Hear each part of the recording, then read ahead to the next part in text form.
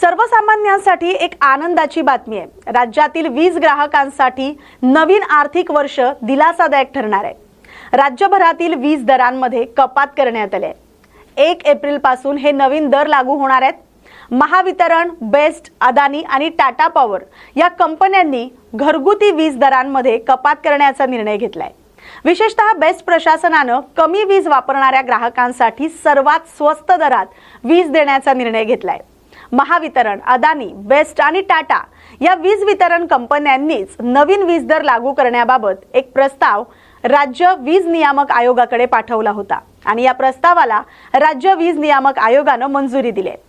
या मंजुरीनंतर आता वीज दरात कपात करण्यात आली।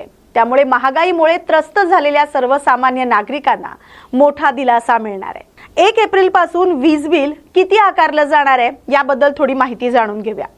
2026-27 या आर्थिक वर्षात 0 ते 100 युनिटसाठी 4 रुपये 3 पैसे द्यावे लागणार आहेत।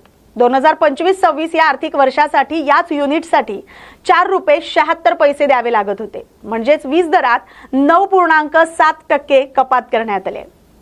2026-27 या आर्थिक वर्षात 101 ते 300 युनिटसाठी 7 रुपये 1 पैसा द्यावा लागणार आहे आणि 2025-26 या आर्थिक वर्षात याच युनिटसाठी 7 रुपये 96 पैसे आकारावे लागत होते। म्हणजेच वीज दरात 10.8% कपात करण्यात आले। 2026-27 या आर्थिक वर्षात 301 ते 500 या युनिटसाठी 11 रुपये 64 पैसे द्यावे लागणार आहेत आणि 2025-26 या आर्थिक वर्षासाठी याच युनिटसाठी 13 रुपये 55 पैसे द्यावे लागत होते। म्हणजेच वीज दरात 14% कपात करण्यात आले। तर 2026-27 या आर्थिक वर्षात 500 पेक्षा अधिक युनिटसाठी 12 रुपये 64 पैसे द्यावे लागणार आहेत। 2025-26 या आर्थिक वर्षासाठी याच युनिटसाठी 14.55 पैसे द्यावे लागत होते। म्हणजेच वीज दरात 13.1% कपात करण्यात आले।